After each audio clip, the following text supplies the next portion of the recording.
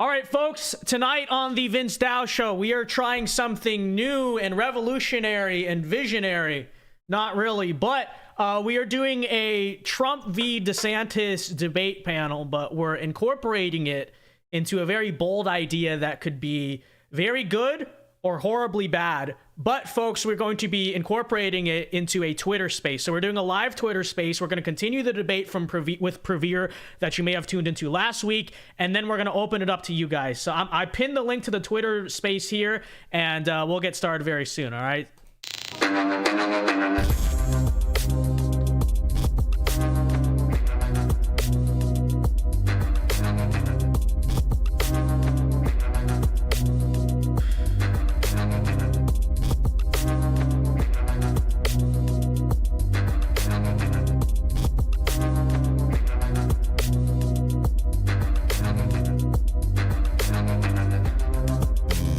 One moment, Twitter. And we are live tonight from the great state of Florida. Welcome everyone to the Vince Dow Show. Like I said, tonight we're doing a very special Trump v. DeSantis. I just dropped my pen. A very special Trump v. DeSantis debate panel with all of you guys. We're involving you guys. So like I said, there's the link for the Twitter space. If you do want to call in, if not, feel free. You are happy, obviously. I prefer you to watch here on YouTube, obviously. But if you do want to call in, we got the Twitter space. The link there is pinned. And we will be bringing back here tonight, guys, actually, Prevere from last week's Twitter space. So here we go. Hold on. Let me set this up right. So we got, all right. We should be actually now in it, I believe. Here we go. All right. So Prevere, are you able to hear me? Let's make sure this works. Prevere, are you able to hear me? All right. Awesome. Hold on. I have to make sure this is working. Okay. Hold on one moment, guys. Let's see. There we, okay. Oh, wait, we have a problem. Okay, folks, wait, we have, well, folks, wait, we have a, hold on. We have a problem.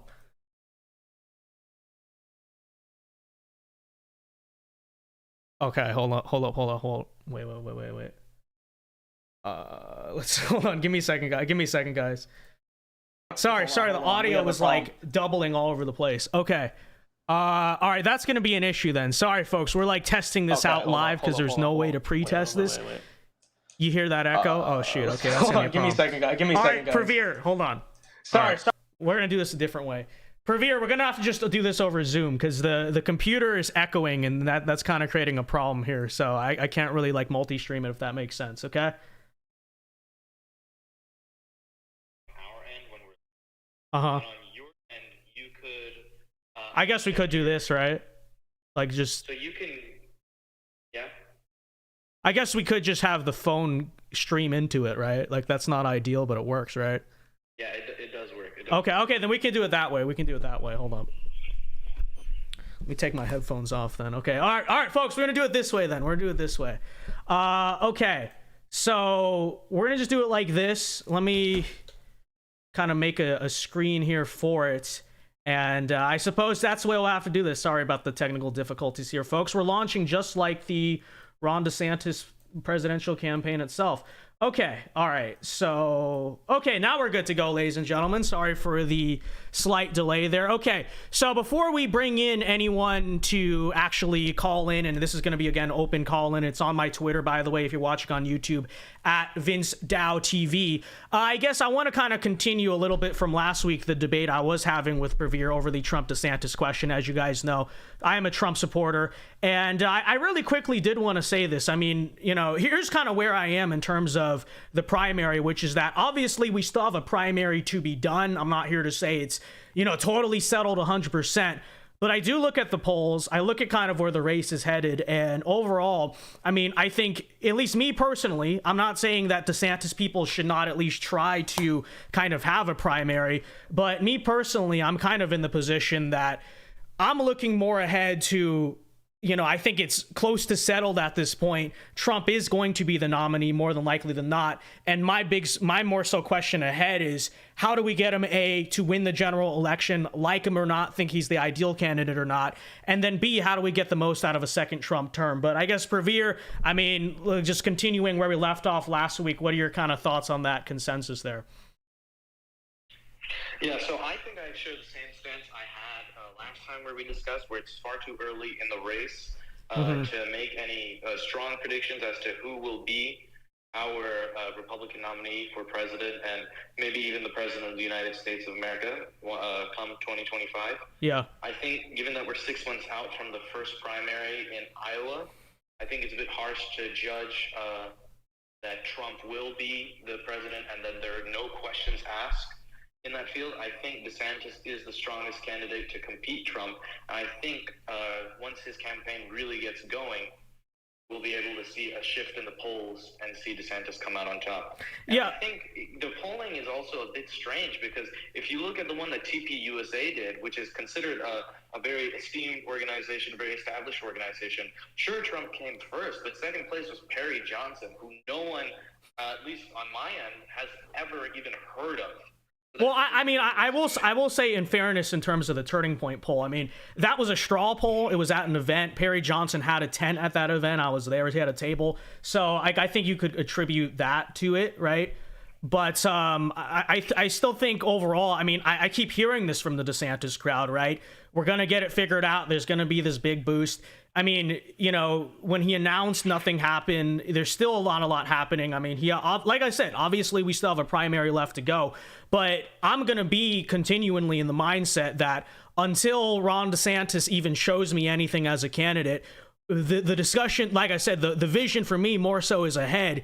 Trump's going to be the nominee. What do we do about it? But, overall, like I said, I think if Ron DeSantis is truly this strong candidate, this electoral juggernaut, like I said, yes, he does still have time. But as it stands right now, considering he's not running much of a campaign, he's not really doing anything to impress, I have doubts that this guy could beat Biden and even kind of be the leader of the future. And I think until he shows me anything in this campaign, it's fair to have that assessment and sort of maintain that assessment. But I don't know. What's your opinion on that? I mean, sure, at the present moment, it might seem that Ron DeSantis might not get the nomination, but we're talking right now. Like I said before, there's a long ways to go before we start primaries, before we start these big debates where we have all the candidates on stage where they can fully voice their opinions, and when we get campaigns fully in full swing. Right? I think it's unfair. Pravir, they're saying they can't really hear you. Could you just try to get closer to the mic or speak up or something? I don't know. I'm not sure. I'm connected to my AirPods, and I have your YouTube stream pulled up as well. And I can hear. Is it okay? Someone in chat was just saying that. If not, then I think maybe like there was a slight pause or it was delayed a bit. Maybe they said that. Okay. Then keep going. Yeah. I think okay. Right. Back to what I was saying. Yeah. Yeah. So I think we need to wait. Right now, what they're doing is getting funding. Funding is the most important thing you can have when running a presidential campaign. I mean, Trump probably has leftover money from 2020, and really he's been fundraising ever since he lost. So he's had a lot of time to gather money. And he's a reputable businessman, or so he claims, so he'll probably have money from that. Whereas DeSantis isn't really as wealthy as many of the other contenders. So well, he is fundraising well. I mean, I'll give DeSantis that, is that his fundraising numbers have been pretty strong. My question is, like, when is that going to translate to anything you see in the race? Because the polls, he's not going up. The action is just not really there, Well, I mean, managing finances is one of DeSantis' strongest points, so that's probably what him and his team are planning and doing brilliantly, because if you look at it, we're still in the early stages, so they're not going to spend a lot of their money on ads and speaking and going around doing tours this early and waste that energy and build that momentum with not much payoff. That's where my mentality is at. I think come September and October, that's when we're going to really start seeing the DeSantis campaign pick up and take off. Well, we'll just have to see. All right, now do you want to open this to our callers? I guess raise your hand, right? Yeah, that's how it works on Twitter. Absolutely. I'd love to hear what people think. Yeah, feel free to raise your hand, and you can bring any really thoughts on this question you like. I mean, the central question will be Trump or DeSantis and why. But, you guys can really bring any case you want to the table, certain reasons, certain things you want us to talk about. feel free to do so. So just feel free to raise your hand, I guess. That's how we'll do it. But anyways, while we sit here and await for that, I guess, okay, then let's continue where we left off last week. Was there anything else you wanted to kind of bring up in last week's debate that we'd never got to? I think the main thing that people need to understand and realize is that as great as Trump might make his presidency seem, it really wasn't. Especially when you look at financial implications and his ability to operate under pressure. Just specifically, you want to? Sure. Like I discussed last time, yeah, in terms of finances, and I can go over it again this time. Maybe some of your audience wasn't there, but my main thing was, if you look at economics, so the Republican perspective, the right-wing conservative perspective regarding economics has always been small government, low taxes, and the people are able to spend their money more freely to stimulate a free market. Correct? Generally speaking, I mean, I think that conservatives should have a broader vision to economics than that. But yeah, I mean, generally speaking, sure. Well, I think it's a pretty viable solution, because that's what really stimulates markets and really creates wealth. But regardless, given that, and given that's a proven economic mindset, what Trump does, he goes out and does something that's disproven, something that'll obviously not help the economy. What he does is he cuts taxes. Sure, he got step one right. Great. Now he needs to cut federal programs, something he didn't do at all. And if you look back, he made no great push in Congress to get that happen. Nothing with the FDS, the federal discretionary spending. So he basically took out a revenue stream, but still kept paying for the same things. And to keep paying for the same things, he had to print more money.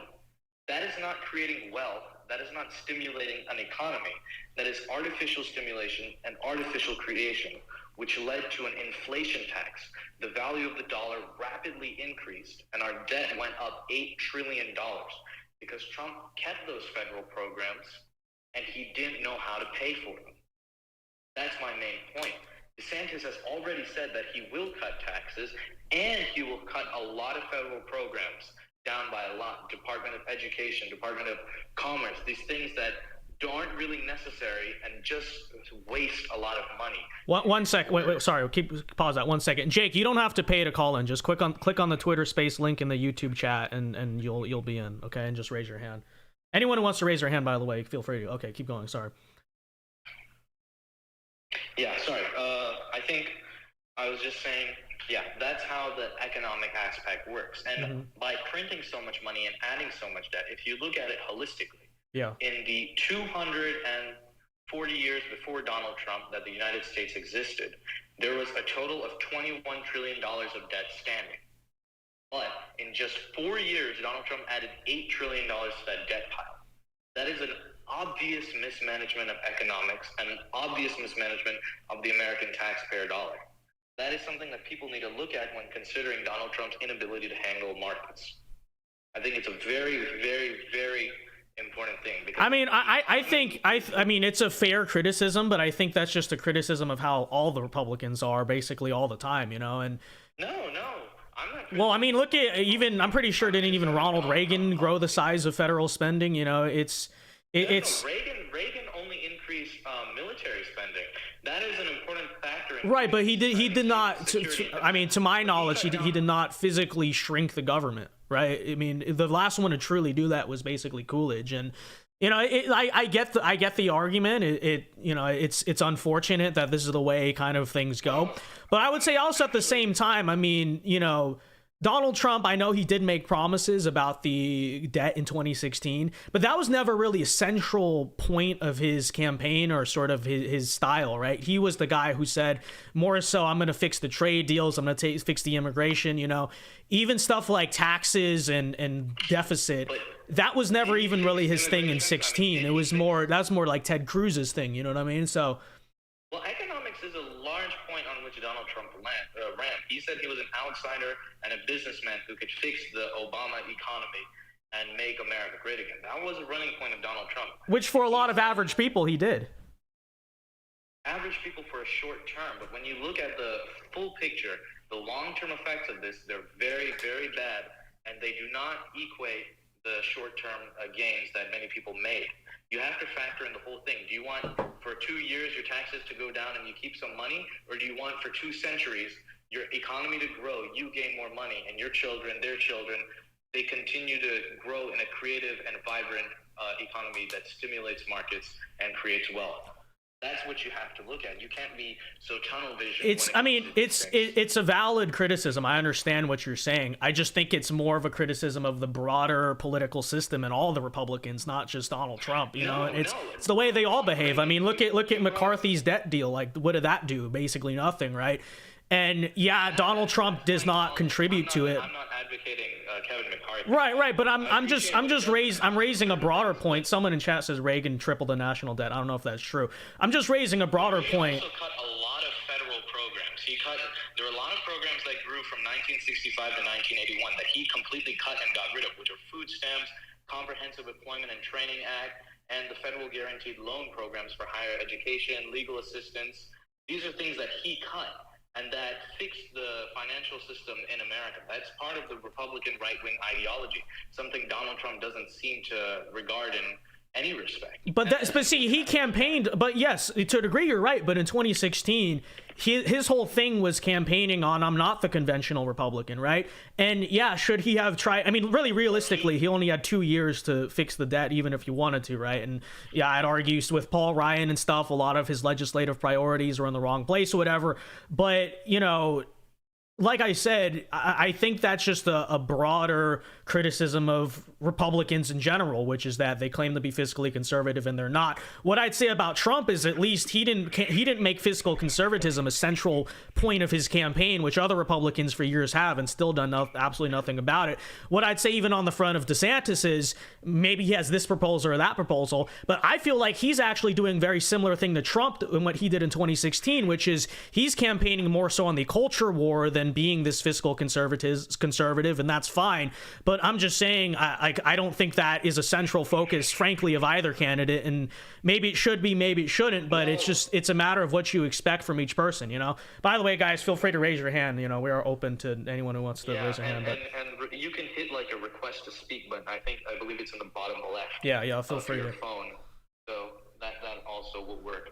Because I see a lot of people in the YouTube chat that have strong opinions that I'd love to discuss. And so if they'd want to come on the Twitter space, and I'll post the link there once again, and just request to speak, I'm sure Vince and I will love to discuss this with you. So, yeah, I'm sorry. What were you saying again, Vince? Yeah, so I was saying that I think it would be a greater criticism of Trump if he really campaigned in 2016 as the Tea Party guy who was going to balance the budget and do all that, fix all those problems. But what I would say about DeSantis on the flip side is I think he's campaigning as a culture warrior too. And so if this is a top concern of yours, then why Ron DeSantis? I listen to DeSantis's campaign. He's talking about, okay, we're gonna get rid of the woke in this part of our government, that part of the government, fine. But I don't really hear him talking large scale about fiscal conservatism. I would argue that's probably a smart thing because I don't think that fiscal conservatism really drives people to the polls. It's a good thing overall for the country, but I think the culture war is what determines elections at the end of the day. And so I don't even blame DeSantis for that. But I just don't really get why, if you're very fixated on this thing, how is Ron DeSantis really all that different? I get it. He balanced the budget at the state level. Good for him. A lot, like we pointed out last week, a lot of Republican governors are able to do that. I'm not particularly impressed by it, but I just think, like I said, that's a broader criticism of what a lot of Republicans do, not just Trump, not just DeSantis. Well, I would argue that not many Republicans do that in the first place. Many Republicans do cut federal programs, which has been proven to stimulate economies. Like, it takes away unnecessary money spending, gives it back to the people, and allows them to grow wealth. That's the main conservative aspect, the Republican aspect. And honestly, it's considered a financial aspect by most people in economics, whether it be hedge fund managers or economists. They agree with that. They agree with the mentality that we don't need as many federal programs and that we don't need as high taxes. Because all taxes are a redistribution of wealth. They don't create any. They just take one guy's and give it to another. That's all they are. So when you look at it, Donald Trump, as it would seem, doesn't believe in any of that. And it shows when he is unwilling to cut federal programs that unnecessarily waste a lot of taxes. Where as you look at Ron DeSantis, and I agree with you that culture wars, unfortunately, are the primary driving force in elections. But the American people need to realize that the economy, is the foundation upon which any civilization or society can function and is built. And if you look at that aspect, Ron DeSantis, brilliant. He's cut a lot of the unnecessary funding and spending from the state budget of Florida, which is the 13th largest economy in the world, that allowed it to thrive during a pandemic in which Trump failed nationally and many other governors failed statewide, and is still vibrant. And that's good, but he doesn't have a divided government to deal with. You know, I mean, that's just the truth. And he's had obviously 4 years to do it with a pretty unanimous, not unanimous, but an overwhelmingly Republican government. And he's not the first state governor ever to manage to do good stuff on the fiscal level, I suppose. So that doesn't to me translate to that he's going to be this hero in terms of federal spending, especially. It's just and like overall, I don't think this is a really. I'm not saying it's not a relevant point, but I don't think that this is really like a big differentiating thing between the two. I mean, I just think in general, it's very hard to. Very much is, because if you look at what Trump did, he destabilized the dollar. Like he printed 10 centuries worth of money in 4 years.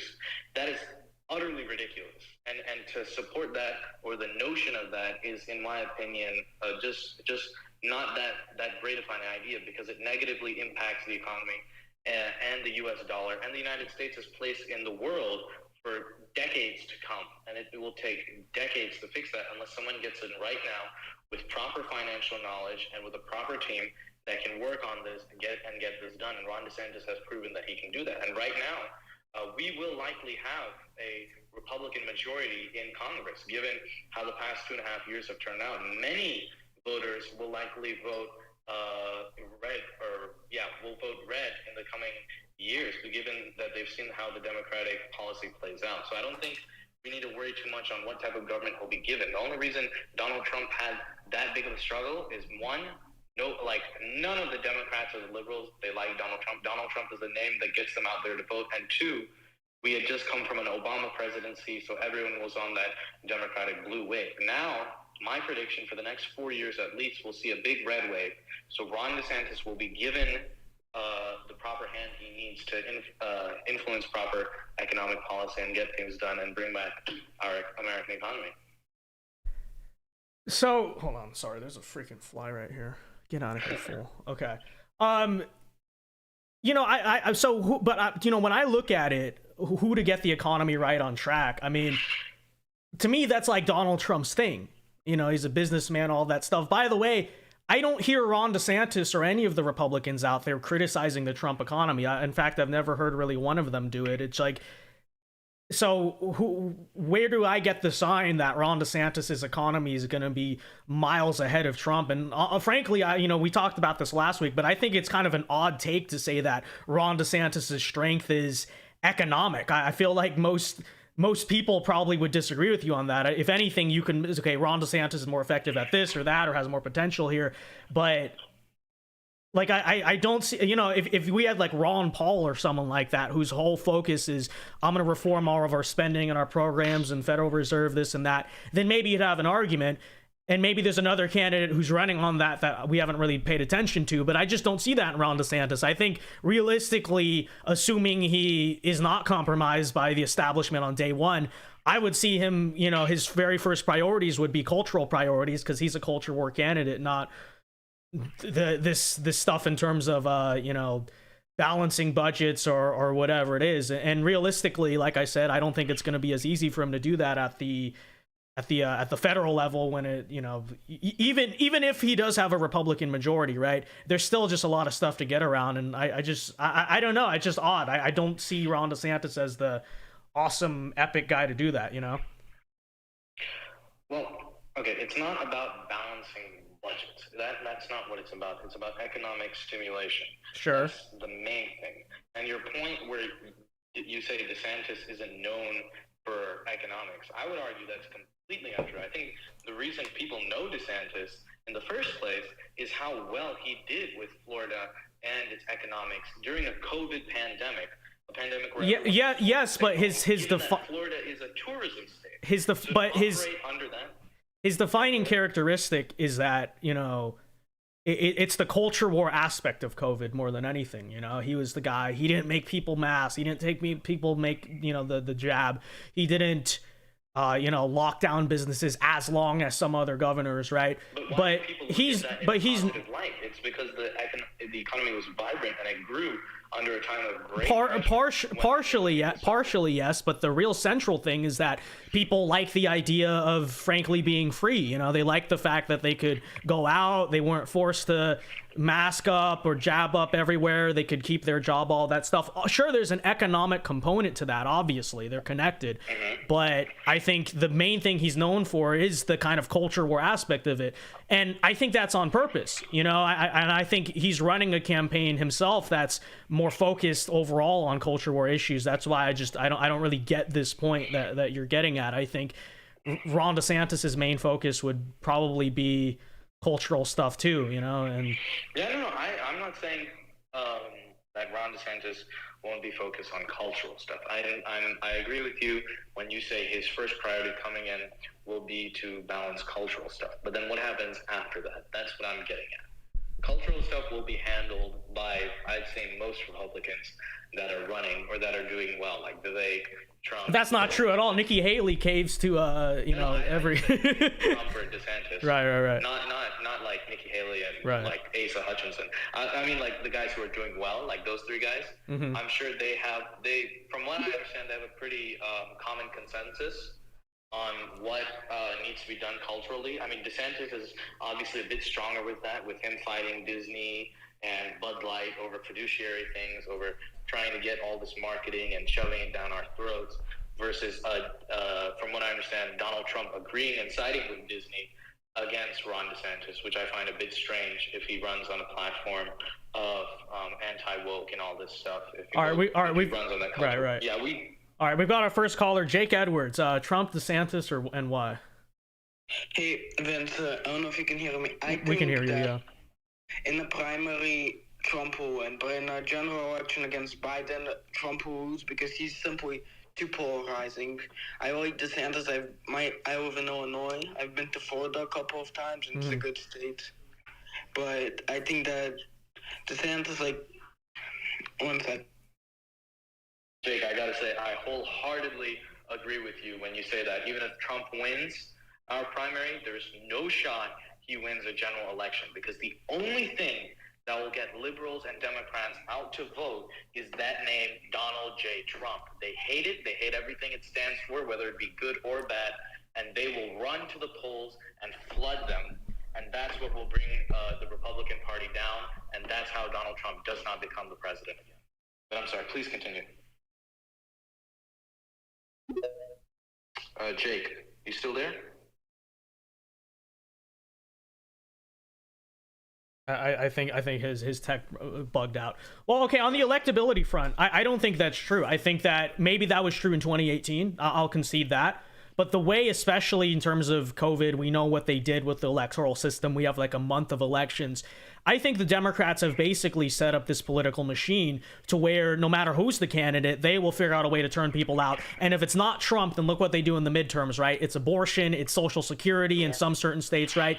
They will find whatever issue it takes to get out their base. And also understand a lot of this is infrastructural. That's what they have is really good infrastructure. They have a political machine in terms of spending a whole month chasing ballots, getting ballots in the system. And that's actually why I think electorally we need someone like a Donald Trump, because we need someone who, in the same way Democrats just manage, nowadays especially, they just go to their base and they get ballots. They spend a whole month chasing them.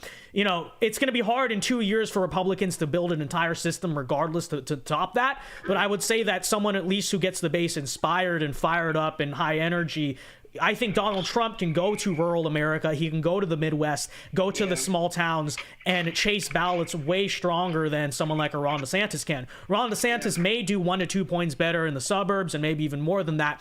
But what we saw, especially in 2022, is if you cannot turn out the core base at the same level the Democrats managed to do, it's all, null and void how well you do with suburbanites or whatever. And so that's actually why I think we need Donald Trump more than any other candidate. Is he can be the guy who can turn people out. I agree with that, because I think the suburbanites, not the suburbanites, the rural areas will vote red because they don't like these Democratic policies. They don't like what Joe Biden stands But it's an issue of turnout. It's an issue of turnout. No, I don't think so, because I know so. I mean, look at the Wisconsin Supreme Court race.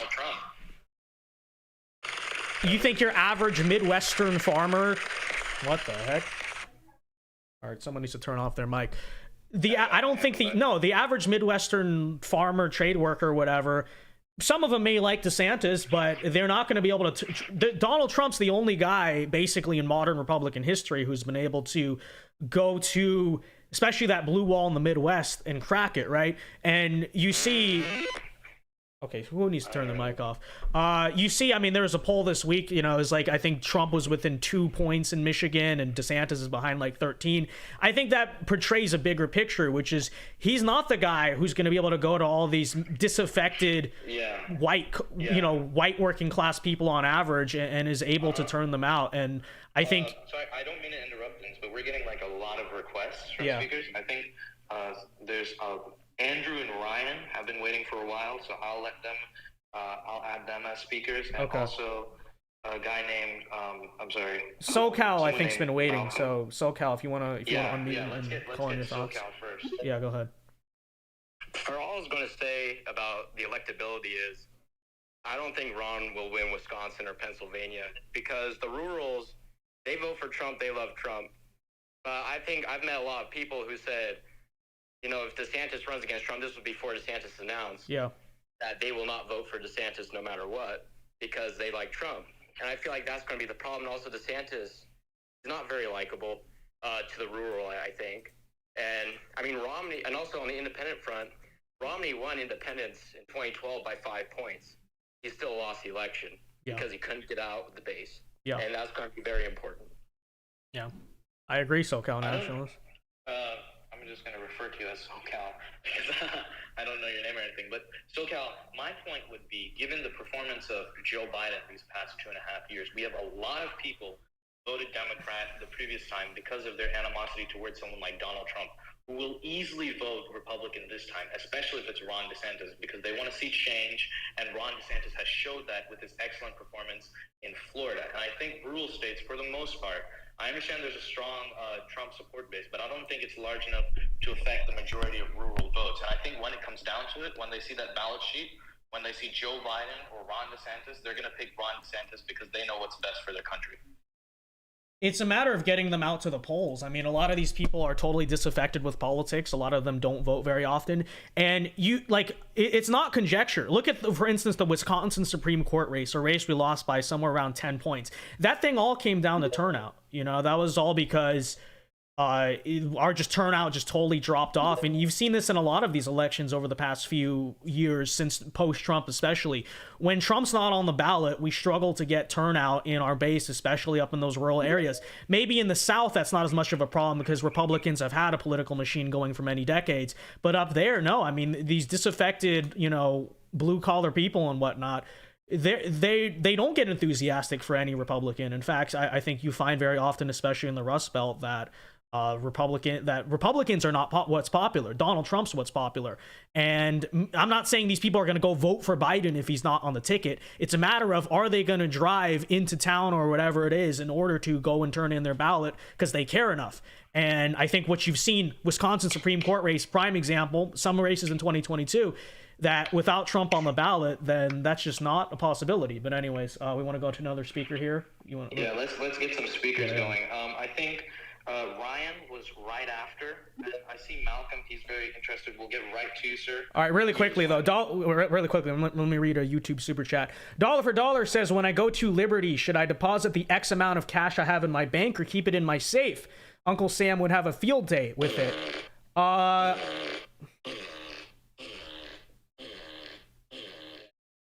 Okay, I don't know what that was. Type situation where the Democrat candidate just sells the victory.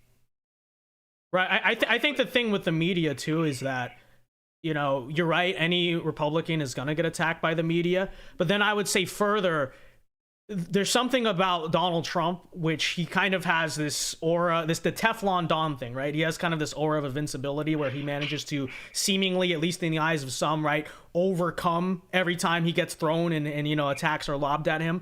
And so I think if there's anyone who's really going to stand there and take the bullets, and at the end of the day, like, people almost don't care at this point what the media says one way or the other, I think that's kind of Donald Trump more than any other candidate. But yeah, a lot of the people, Trump could like walk out into the street and shoot somebody, have it on video, the media puts it out, and they still vote for him. They'll vote for him no matter what. They won't do the same. Well, that is a famous 2016 quote. You know? Yeah, that is a pretty famous quote. And I don't think it should represent the majority of Americans, who I think are much more rational-minded than that, and that want something truly good for their country than just, you know, someone who is pretty much a loudmouth with no substance. I think when you look at it, like I said before, a lot of people, especially people who voted blue last time or even independents, want a right-wing person who brings substance, not just what Donald Trump brings, which is entertainment. And for that reason, they will vote for Ron DeSantis. And I think when you factor in the total United States, if you say that someone won't vote for Ron DeSantis, that's fine. But that doesn't mean those the people from the rural areas will go out and put Joe Biden down on that ballot. I don't see that happening. As much as they may not vote for Ron DeSantis, they sure will not vote for a blue candidate. And I think when you factor that in, you can be pretty comfortable that when you put Ron DeSantis into that primary, he wins. Well, I think turnout's what matters. Do you want to unmute Zeb here? Yeah, sure. Zeb, and then Caleb, who I think he was also here.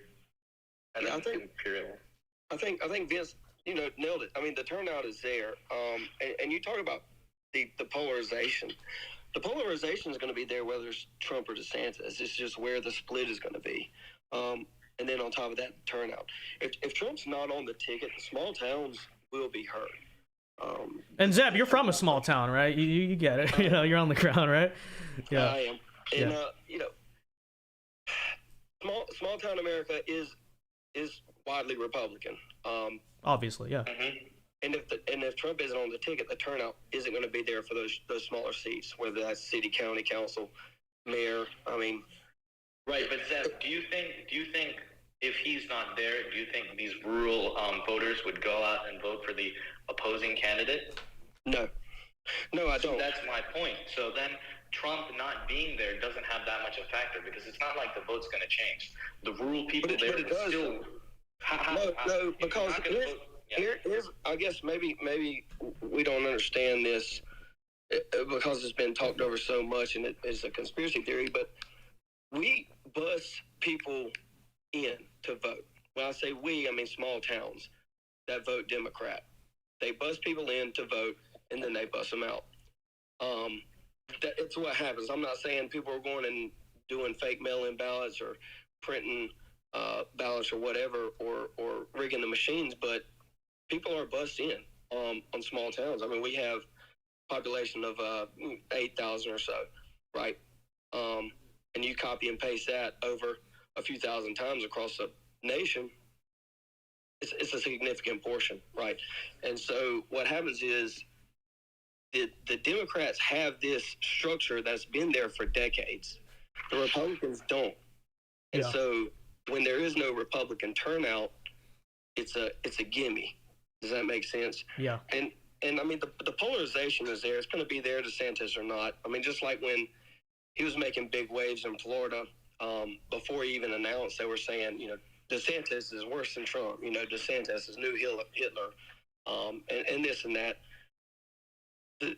You know, people are going to get out and vote if Trump's there. If he's not there, some will, but the numbers aren't going to be to the small town benefit. Yeah, I mean, and we could even look at, I mean, this is a made-up hypothetical, but just to give you kind of an example of how it works. Let's just say in X state, there's 100,000 people in this big liberal urban area, and then there's 100,000 people when you add up all the small towns, and then let's say there's like I don't know, 50,000 independents or something in the middle of the two, right? Just as a kind of a very caricaturist example of what states are like, right? So, you know, if your turnout in terms of your rural areas drops off, let's say 25%, and you get like 75,000 Republican votes, but the Democrats get 100,000 votes, right? And then maybe you win the 50,000 independents, just as an example, by like 5,000 votes.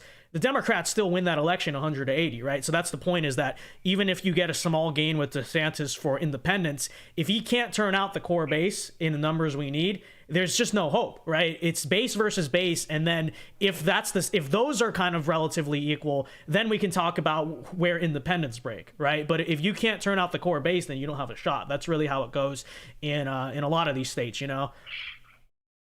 Because the suburbs these days, especially how polarized it is, they're going to be close anyway, you know what I mean? So let's say a few points for Republicans, a few points for Democrats. That doesn't matter if rural America just, you know, dies in the election, like just totally drops off, is what I'm saying, you know? I think we're highly overestimating the influence of MAGA in like these presidential or even elections in general. Because if you look at last November's Senate elections, we had 35 Republicans run, 33 of which lost. And what was the pattern between all 33 of them? They were all backed by Donald Trump. And then the two that did win had no connection with him whatsoever, or they denounced him. So I think we're heavily overestimating how much of a stronghold MAGA has on the voting system, and how much of a stronghold the people who will just blatantly refuse to come out and vote if Donald Trump is not on the ballot. That's my opinion, but I think I'm right in that sense. Well, Trump wasn't on the ballot last November. These people... No, but he came out and supported them. Very much so. Like he came out and backed them, and the ones that were backed, we can look at the numbers. Exactly they did not win. But just because he had a Trump endorsement doesn't mean they ran a Trumpian campaign. Like Dr. Oz, Trump endorsed. By the way, I mean, it was between him and McCormick because Sean Parnell dropped out last minute. So what are we going to really do there? He ran in many ways the most suburban, pro-independent, moderate campaign. He ran nothing like Donald Trump. Yeah, he got an endorsement, but he really tried to go for that suburban strategy, win the independents, all that stuff. And what happened, right?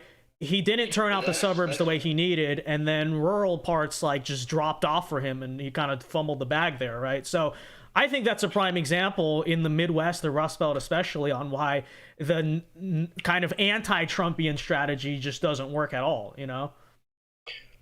Yeah, I think we're having a great conversation. I'm just seeing a lot of people requesting. Yeah. Okay, so, let's bring some people in. If I may, can I have 30 seconds real quick? Yeah. So I live in South Carolina's 7th District Congress, and Tom Rice voted to impeach Donald Trump. Tom Rice was the first of those to be voted out of office as an incumbent. I believe he was on like 6. He had 6 terms or so. But I don't think we're underestimating, or I don't think we're overestimating the MAGA movement. I think that it's set in stone in the places that aren't dug in deep Democrat on larger states that overpower the rural areas. I think that the MAGA does carry a significant amount of weight, enough to change an election. So, I mean, that's. I mean, I guess it depends on your perspective, where you're from, and you know what you see. But that's where I'm at. We got Ryan in the space if you want to bring him in. Yeah. Hey Vince, how are you? Hey Ryan, what's up? Is that you speaking? Sorry, I'm not really looking at the screen. Yeah, this is Ryan speaking. This voice can't be, no one wanted anyway. So I have a question. You brought up the vote from the rural America. Yeah. They don't show up. Yeah. We've had 2 series elections that had, probably more than that if I really thought about it, looked it up, but 2 series elections where rural turnout was not only high, but the support among Republicans was higher for the non-Trump candidate in these rural counties, specifically the Virginia's gubernatorial election and the Florida re-election. That was a re-election, so I probably won't count it. So let's just say Virginia. Okay. Youngkin did better than Trump in rural Virginia, and turnout was presidential level sky high. Yeah. Exactly. So it's not. I mean, you said a drop of 20%. I mean, listen, what Trump did with rurals is in 16 was second to none. But given rural's declining population and suburbans and exurbans especially increasing population, I don't see any evidence. Maybe you could point out where turnout closed without Trump on the ticket. Well, I think in the case of Glenn Youngkin, you know, he was a really good candidate too, and he ran a really good campaign, right? Just overall, all things considered. So, and by the way, I would say that I think if kind of there's people in the conservative camp who want to go the Trumpism without Trump, whatever route, I honestly think you have a better shot with Youngkin than you do DeSantis nationally, but that's just me. But you know, I look at something. What'd you say? I ask you why you say that. Because I think that the DeSantis. Okay, Guys, what was that? Let's not make any additional soundboard noises, please. Because I think that Youngkin is, first of all, he kind of has a personality of his own that just DeSantis doesn't have, right? And I think Ron, you know, he just doesn't have the it factor that I think Youngkin has, and to a degree, and I think Trump has too, right? But this isn't America's Got Talent. We're not looking for the X factor. We're looking for. But it does matter in elections, does it not? Personality matters. It's true. Personality. Yeah. I'm sure. But I don't see the lacking of personality. You see the speeches where Ron DeSantis gives. He says America first. He says it loud and proud. He has that very much America, like root, like, you know, ground roots American personality. I see him as just like the common man who is able to achieve success and wants that for most Americans. Well, I think he's crafted his political image to kind of be a Trump clone, in a like a watered down, like a toned down Trump. Whereas I think the thing about Youngkin is he has like a very unique personality of his own, and just, you know, there's just something about him that, like I said, if you want to go that route, I'm not saying to do it, but if you want to go that route, I feel like he's the better guy to do it. You know what I'm saying? Vince, don't you feel though that Trump has watered down his personality substantially over the last 5 years? I mean, he is one. I mean, sure. I mean, he's gotten older. Sure. Yeah. But his personality is, even how he talks about issues. The Trump of 2016, when the affirmative action case was landed, would have talked about white working class Americans being, being disrespected or being attacked by affirmative action cases. Trump, in a lot of ways, has made every part of this election about himself, which he didn't in 2016. Don't you feel that? I would agree with what Ryan is saying, very much so, because if you look at all his promotional stuff, all he does is attack other candidates and say he's better, we need the MAGA movement again, keep America great, all that stuff. But well, I mean, that's what he did in 16 too. In fairness, always did it, but no, but he said in 16 he said you're being screwed. Now he's saying I'm being screwed. There's a big difference. He got indicted 3 times over the past 2 or so months. Absolutely, you're right. I'm not taking that away from him. I'm not saying that he hasn't. But as far as a message, I met with DeSantis, and he sat there and he said, "What about such and such for my campaign slogan?" I said, "You can't make a slogan that's all about you and not them, because they're not voting for you to improve you. It's or to prove your ability. It's about what you're going to deliver for them." And I think that Trump's message of American decline is happening, we're being screwed, is not there anymore. It's just not the same person at all. Ryan, I gotta say, I love you, man. Who said that? You raised some great points, and I agree with you when you say Donald Trump has made the main focus of his campaign so far his fair or unfair, whichever way you look at it, his indictments from the government. And I agree with you. He's saying they're screwing me over, and he's talking less about how he's going to help the average American. He's just saying they're screwing me over. Please help me out. I do think a central message of his campaign now, though, is still like, we're a third world country, America's in decline, Biden's screwing it up, look at the economy. And I mean, that's kind of similar in my opinion to 2016, right? Now it might not really come out as that central just because everyone kind of agrees, and you know, it's not really groundbreaking to say it. Every Republican's going to say it, obviously, But I definitely still think it's there. Maybe it's not focused on enough, and maybe the way that, people find the fact that he's getting indicted to be more interesting, obviously. But I think I do get the point. Trump's not obviously what he was in 2016, and he never was going to be. But when I the Mexican rapist speech, if you go back to the Mexican rapist speech, which is like the famous line which he didn't say, but if you go back to that speech, the whole speech is about American decline and about about the working class being screwed from free trade and all the rest of it, and it's a very compelling message. That message is the message now is everything was perfect just 26 months ago, and we can get right back there. And I mean, it was certain things were better 28 months ago when he was president, but it wasn't perfect. And when he was interviewed with Sean Hannity in 2020, they asked him, "What's your second term going to be?" And he didn't have an answer for it. And I'm still waiting for what the second term is going to be. Is it going to be like blatant retribution against the deep state? But that's not a selling point, that I am particularly moved by. And I'm not sure if working class Americans, outside the people who live for him, here's my question, Vince, and I don't want to hog the whole entire conversation up. 33% of Biden voters were non-college educated whites. The largest pool of his voters were non-college educated white Americans, the people who should most heavily be on the side of Republicans and Donald Trump. What makes what part of the Biden coalition do you think that Trump would be able to peel off to get the 100,000 votes necessary to win? I think that in 2020, I mean, there were certain shortcomings, and I think maybe his messaging strayed a little bit, right? We kind of get that. But I think that when you especially consider the way it's gone the past 4 years, I don't think Trump will have a problem winning back those working class whites. And I think realistically, of all the candidates, he's probably the guy most likely to gain that back in the coalition as compared to some of these other guys that, I don't know, just seem like more suburban-centric candidates, why right? do you think that he could do that? I don't see him getting that back, especially after his, and Ryan, you can comment on this too, because you seem to know a lot about these things, but I think a big reason why Donald Trump won was his inability to thrive or even work under pressure. Given the race riots we had across America during the summer of 2020 that I believe heavily influenced voter turnout, that showed his ineffectiveness in controlling domestic problems.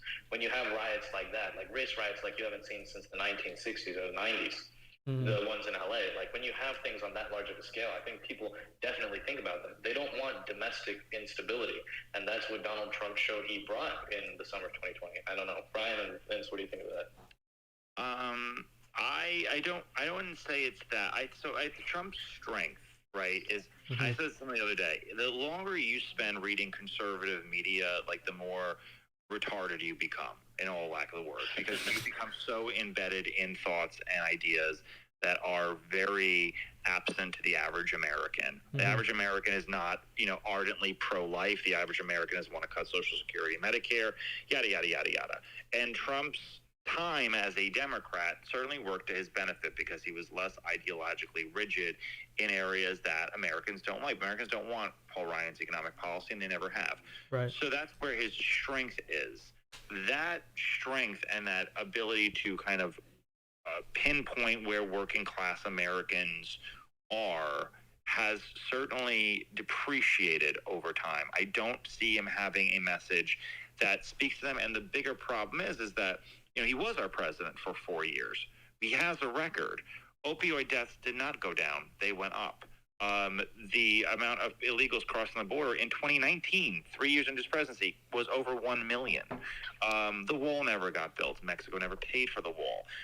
The Kushner family certainly became very, very wealthy. Israel got an embassy moved, and billionaires got a tax cut. And the judges, I think, would have been by any Republican president, regardless of who they were. So, and also when manufacturing came back, and he did bring some manufacturing back, it didn't come back to the Rust Belt. It went to Arizona, it went to Nevada, it went to Texas.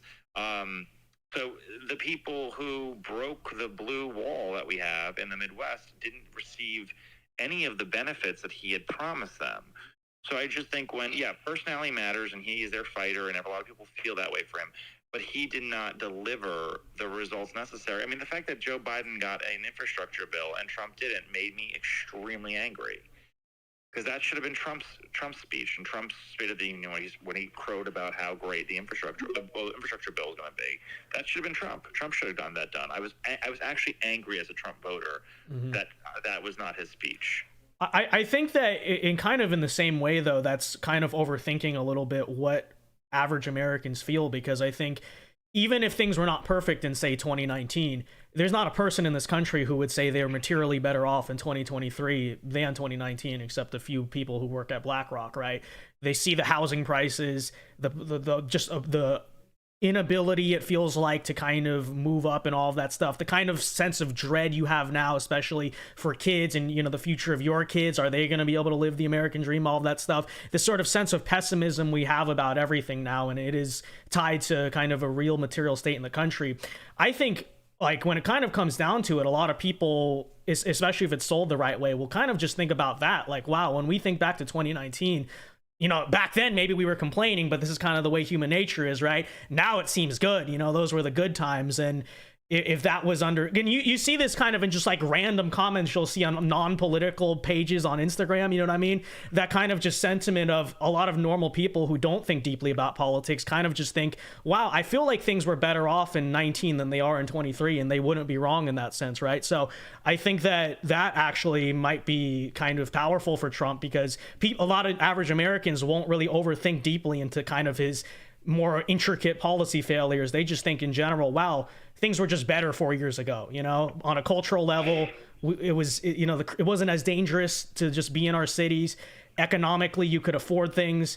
Things were kind of looking up, not down. I think there's a power to that, just to tell you the truth, Ryan. I think many Americans think that, like, I agree with you that they think that maybe 2019 was better, but I think the majority of their thinking comes from these past 2.5 years have been worse. And many of these people don't like Donald Trump, right? They don't like what he stands for. They don't like how the media has painted him. So will they vote red? Yes, I agree with you on that. But I don't think that man will be Donald Trump. Ryan, I think we're not in a recession, you know, and that's the thing is that wages, I mean, have been slow, but they have been going up. The amount of labor force participation has kept the job market fairly tight. There are a lot of obstacles to the Biden economy, and it's not been a great economy. But if the Fed decides to slash interest rates going into the presidential year, you're going to have a surge in the stock market he's going to be able to crow about. And I don't see this economic message of things were so great and now they are horrendous. If this was 2009 and we were in a legitimately, you know, global recession, I would probably agree with you. But I don't see that necessarily, and nor do I see Trump talking about the housing market and how expensive it is to own a home. I think that it is a serious issue. I think migration, even the Wall Street Journal admitted that migration is causing housing prices to surge. But Trump isn't talking about that. You know, we're not. I think that the Donald Trump who lives in some people's heads is much different than Donald Trump who walks this earth. And he's not been, and not that DeSantis has done an amazing job, or anybody, by the way, has done an amazing job at really airing the grievances of working class Americans, but certainly Trump hasn't either. And if anyone has, honestly, it's been Biden more than anybody, which is horrific as a Republican. But Biden has been very cautious to sit there and bring up trying to get EVs built all throughout the country, and he's going to be doing this tour of creating new infrastructure projects across the country and new construction jobs, and he's going to have a lot to sit there and go about when it comes to speaking to working class Americans to keep the 33% Biden white working class voters in his tent. And you have to, I mean, that's how you do. We have to peel off. Thank you very much, Ryan. You brought up a lot of great sorry points. for hogging the mic. I'm sorry. No, it's nice talking to you, of course, insightful. always. It was very great talking to you. Yeah. But let's get Caleb on, and then we'll have Imperialist, then Mercedes, just because these guys have been waiting a while. So Caleb? Hey, I hope I sound all right. Do I sound good? No, you sound great. All right, sweet. Yeah, there are a lot of great talking points so far. I don't even know where to start. I think I'm just going to backtrack a little bit and say that one of my primary fears, actually, within this voting is that there's primarily like a split not only between parties but between just the Republicans in general, because there are so many Republicans running right now actually, and it's so like between the three of us alone, there's already three people trying to vote for different people, because I think I actually enjoy a lot of what Vivek Ramaswamy has to say, and with that, so I kind of relate to Pravir. That's how you say it, right? I hope. Yeah, you did great. Your points on trying to vote for somebody other than Trump. I think he's had his running, and you know, it could be a positive and a negative at the same time that he's had his spotlight as president. But I'd like to try to vote for somebody else. However, it's just a lot more difficult because he's the one who has his name out there, and so it's almost like you don't want to vote for the wrong person, because there are so many. Again, it's like there are like 3 Democrats and like 6 Republicans or something like that. So many like to choose from. I guess it's almost like you don't want to vote for the one that's going to have just the wrong number of votes. That's I don't think it's voting for the wrong person, Caleb. I think you bring up a good point where, and I don't know if age is a factor when you're thinking of Trump's time is over, but I think if more people think like you and think of who represents me best and vote that way, we'll see the polls rise in a different manner. And I think you don't need to be too stressed about the polls right now, because right now everybody just knows Trump, and there's very samplistic polling, like small samples they're polling from of less than 1,000 of most polls that I've seen. There's probably some big polls, but most polls work that way. So I don't think that's necessarily reflective of popular opinion. And I really do agree with you when you say you need to pick whoever works to your interest best, as well as the country's interest, and provide substance. Right. Yeah. Like I want to choose the right person. It's just like the name. If what I'm trying to say is we don't want, as Republicans, we don't want the Democrats to win. So we don't want Joe Biden to, of course, take that winning again, because so if it comes to, if Trump has sort of the most votes that you suspect, you might want to give him the vote rather than somebody who's sort of another Republican candidate, because you just want to make sure that we get a Republican in general, because there's so many candidates and it could be so split between us. Right. Well, you know, I think in some ways that's just an unfortunate consequence of how our system works. You know, that's kind of when you hand ballots essentially, you know, to like the whole country, you know, over the age of 18, all that stuff. I mean, sometimes you gotta just strike a deal with yourself. Like, I think this candidate would be better, but you know, realistically, what's gonna happen? You know, we gotta try to, you know, make the most practical decision. It just sucks. Yeah, I agree. I would have to disagree with Vince there, because I think that's the whole purpose of primaries, when you figure out who will be best to represent you.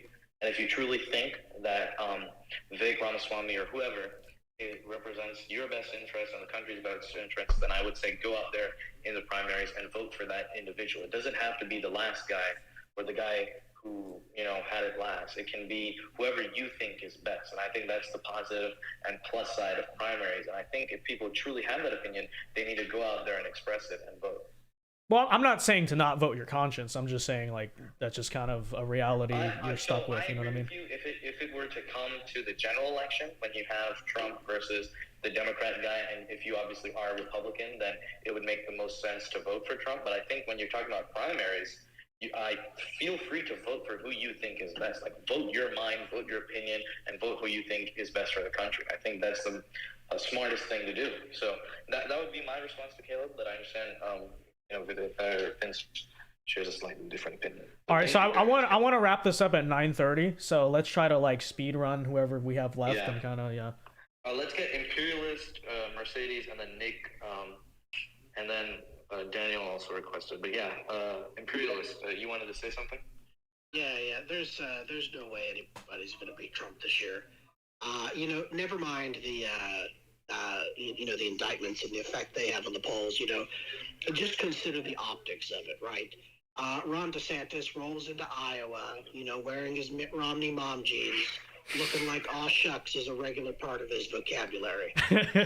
Donald Trump rolls in with the freaking private jet, a private helicopter, a team of Secret Service, looking like he's already the freaking president of the United States. Like, it's just, he's going to run away with it. It's not even going to be close. And folks, just look at that reality. It's I a agree. job. It's not just optics, right? This isn't the It's an imperial WWE. This is not the WWE. I mean, Yeah, this isn't just entertainment. Actually, it's not your it is. entertainment. It's We're a substance. low, All right, one at a we're time. low IQ One at a time. democracy. We are a low IQ democracy, and True. it absolutely is a WWE match. I agree with you, Trump imperialist. won- It's I true. agree with you there. Trump Yep. won the first election when he said he was going to lock Hillary Clinton up on live TV. It's absolutely a WWE match, and folks need to wise up to that reality. So just optically, Trump's going to walk away with this. It's going to be like a 20-point plus victory, depending on how things shake out. You mean the He's not even primary, gonna right? go to- yeah, the primary, Yeah. the primary. He's not even going to go to the first debate. It's going to look like a kiddies table and then a Tucker Carlson exclusive. Like it's going to be real bad. And then all the other candidates are going to be ankle biting DeSantis because they really want to be vice president. It's going to be just horrible for DeSantis. He's going to have a really bad night at that debate. But beyond that, the issue remains immigration. It's the most important issue in the country. Folks talked about the housing crisis in the country right now, and a lot of folks think the housing market's about to collapse, but man, do I have some news for you. It's never going to collapse, ever again. The commercial sector is going to collapse, but, who cares? We all work from home now anyway, thanks COVID. But, the housing market itself, we made 1.2 million homes last year. But we imported 1.5 million immigrants. Yeah. That's infinite demand. That's never going away. We have a 5.5 million housing deficit right now in this country. That's 5.5 million people either homeless or couch surfing just because there isn't a physical location to put them. And that is completely a self-made crisis that we either have to build our way out of that or deport our way out of that. And I got to be honest with you, the guy who made his career tackling immigration and building real estate is kind of the only guy qualified to talk about that. Just the hand that's been dealt. But when it comes to Biden, I mean, let's not pretend like he's some kind of juggernaut. The dude barely scraped by in 2020. He won by like 30,000 votes in 3 states. Just a ridiculously small margin. He has been tarnished since. He can no longer run the basement campaign. COVID is gone. We had the fuck up in Afghanistan. I'm going to let you know right now, he's going to look pretty bad when Putin wins Ukraine before the election comes too. So Joe Biden's going to be going into this extremely wounded. They may try to swap him out with Michelle Obama, but I mean, they're going to be riding in on the teeth with that. Hey, Biden's going in wounded. I mean, if he's their guy, he's going in wounded. And the margin of that wound is easily 30,000 votes in 3 states. Thank you. There's no world where they swap him with Michelle Obama. That's kind of ridiculous. I think Michelle Obama, who they will swap him with is Gavin Newsom. That felt like shallow. Michelle Obama hates politics. Like, she famously hates politics. She's never running for office. Yeah. This is like this and the Gavin Newsom dream. Donald Trump will never run for president. No, Donald Trump floated running for president for 35 years. I don't know what I'm talking about. Donald No, you Trump. don't know what you're talking about. Donald said he won for president in 1986. I think you don't know what you're talking about at all. What are you even saying, big man? We just had a whole episode with Hillary Clinton in which a famous first lady tried to run for president. This is Hillary ran for office MO. 3 months after she got in the White House. What are you talking about? Hillary, yeah, she was a senator too. I mean, she was a senator the minute she left the White House. Like, what are you talking about? Hillary, like, Michelle Obama is a celebrity. She dances with Ellen. She's not like a freaking politician. Yeah. And you say the housing market is not a problem. Then you go on to say the housing market's the biggest problem with 5.5 million people with no housing. I mean, no. It's not going to collapse. So millennials why have this wish cast. They have this wish cast where they think home prices are going to go down and they're going to be able to afford it again. And I hate to break it to you, but that's never going to happen. I agree with you, imperialist. I don't really know if I see it happening either because if it gets worse, I'm going to just live in an unapproved shed. Right. We're importing too much demand. And it's that, and it's also we're not doing anything about all of the kind of big money entities that are just hogging up real estate, as everyone famously knows about. So I think it's a combo, but yeah, I do agree with that. I hope it crashes, but I don't know if it will. So. I mean, okay, so all right, let's get to some other speakers. Thank you, imperialists. But Daniel, did you want to make any central point? Yeah, I have some central points on Trump versus DeSantis. So, sure, like he said. We are a low low IQ democracy, but I wouldn't say that's a good thing. We shouldn't be uplifting that. We should be Exactly. striving. Oh, I for don't. excellence. I certainly don't. I just acknowledge it, you know. And the thing is, I think people need to be aware that we're kind of at a real turning point. Like everybody says, "Oh, this is the most important election." Fact is, there's some. That's every election. But this time, there's some stuff on the pipe that the Dems are supporting from the WEF, such as CBDCs and ESG, which will destroy small businesses. But also, CBDCs are a threat. They allow the government to see and control. It's stated that things they don't want you to buy, they can restrict. So ammunition, they won't have to restrict the Second Amendment if they ban ammunition, because your credit card won't work because they have control of your bank. CBDCs are a huge threat, and the thing is, Ron DeSantis talked about this months ago. I don't even know if Trump knows what a CBDC is. Larry Fink has already blamed Ron DeSantis for single-handedly losing $2 billion in market cap for BlackRock. Like he's making a difference, and he's intelligent. Maybe he's not as bombastic as Trump, but the fact is, we've had nothing but all smoke, no cigar politicians forever. Like, talk about the housing market. Everything there's gone to shit. Like all this drywall. Like nothing's made well anymore. Everything's fake. We have fake politicians, fake world. Like, Ron DeSantis might be boring, but everything I see about him, he's authentic. He gets the job done. And if there's some prominent Republican talking point that people care about, Ron DeSantis, in almost all cases, he was the first one to do it, but people didn't care as much until someone like Trump talks about it, right? Yeah.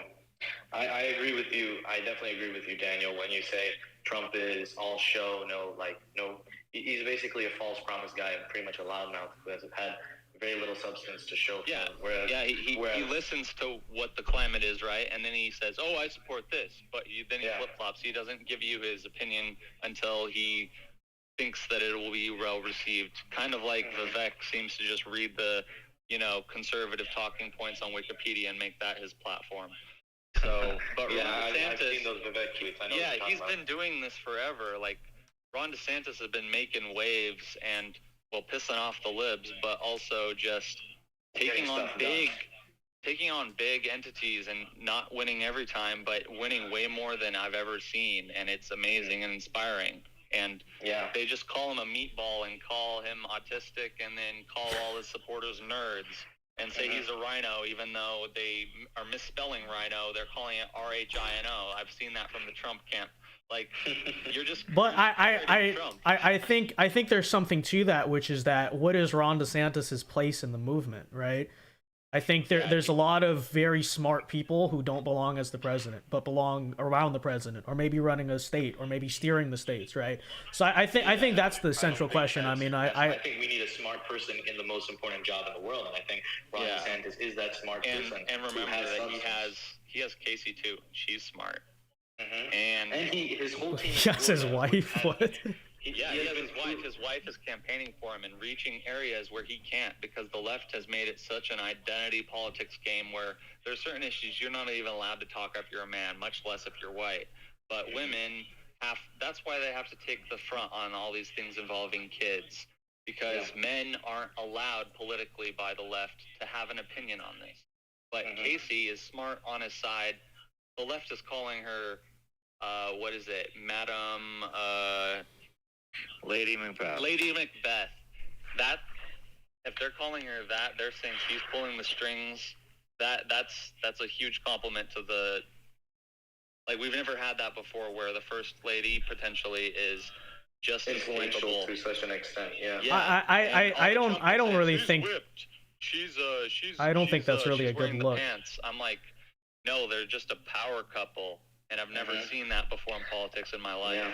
And I think I agree with Daniel when he's saying, when you're talking about that liberal vote with women's rights issues, as they would frame it, are they going to listen to Casey DeSantis, who's a strong, spearheaded woman who knows these talking points, or are they going to listen to Melania Trump? Like, let's be quite frank. I mean, we're trying to wrap this up, so make sure no one, like, if there's any last people, but I don't think that's how women vote at all, to tell you the truth. I think you actually find, and I've actually had conversations with suburban women about this. I'm not gonna say which ones, but a lot of women actually don't like other women and are like, you know. So I think either way, you know, the idea that whether it's Trump having a vice president who's a woman, or have Casey or like Ron DeSantis getting one-upped in terms of charisma by his wife, I don't think that's really going to help with the female vote. I think that... Oh, by the way, guys, thanks for letting me talk. Can I cede to A.B. Sack, because he's a DeSantis, like, wizard. He's the best. Okay, well, we're taking one more caller, so Pravir, like, whoever... A.B. Sack, he's good. Well, was there anyone who... Can we get, Vince, can we get two more? Let's get Mercedes, and let's get A.B. All right, really quickly. We can call Mercedes, if you wanted to say something, please. Yes, I just wanted to say two things, a comment and a question. I don't think DeSantis is awkward. I don't think DeSantis is weird. I think he's a loner.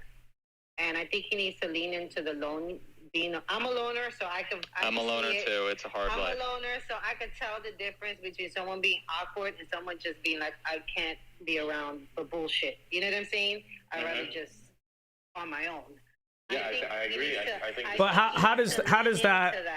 I don't know. How does that build coalitions? The seriousness of a man, and you need a serious man. I can tell the difference. World. I've said this a few times. I don't think he's awkward. I don't think he's strange. I just think he's a loner. I wanted to ask Ryan a question because I know he is versed in working class issues. And my question is, why isn't like someone like DeSantis talking more about like the strikes, you know, going on? Because those are voters. You know, you might not like union votes. I agree with you. They're voters. Look, one quick thing. I think Republicans dropped the ball with the railroad strike. I think that was like a total miss. They could have backed those people, and they're voters too, just like the UPS workers that are on strike right now. I don't know. You know, one thing is to be against teacher unions, but one thing, union workers that are blue-collar workers, those are voters.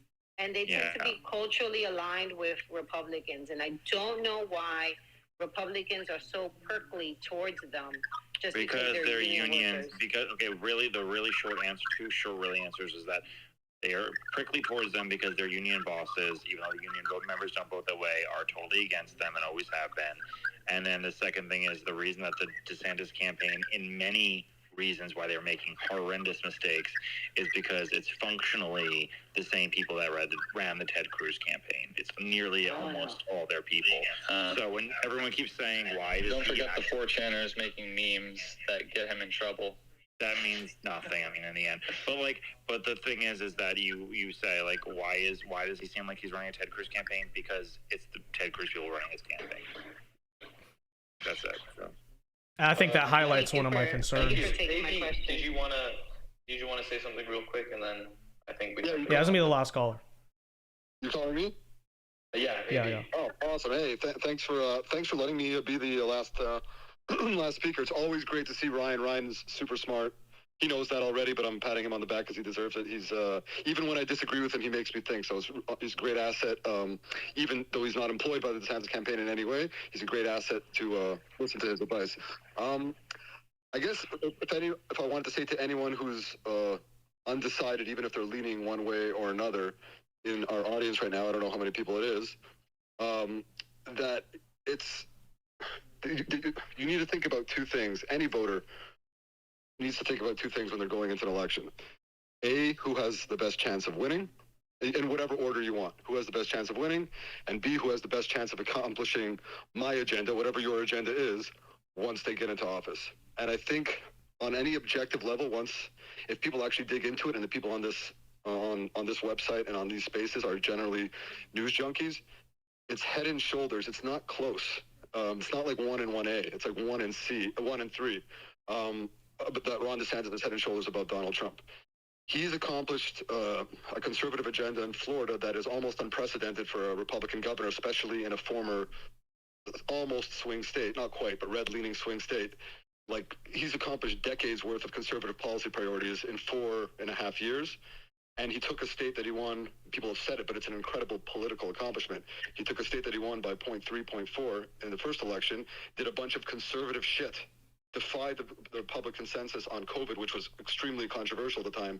And he was rewarded with that conservatism, that well-executed conservatism, by winning the largest victory in the history of the state. That's because he listened to independent scientists instead of just listening to the NIH, which is compromised. But just take it into account. Like, sorry, can you guys hear me okay? Yeah. Yeah, we can hear you just fine, AB. Yeah, I mean, it's an insanely impressive accomplishment to win a state by more than anyone in your party has ever won it in this polarized political environment. And even in 3 counties, he lost 3 counties in the entire out of 67 or whatever. Even in those 3 counties, deep blue counties, Tallahassee and whatever, he increased his vote share even there.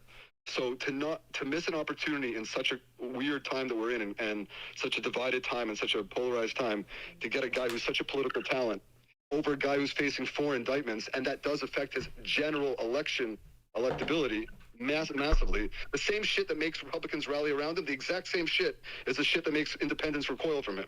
We can't pass up this opportunity to elect a phenomenal president. So I hope you guys will consider that. Well, I think that if he is going to be that electoral juggernaut he was in this past election at the national level, then I need to see it.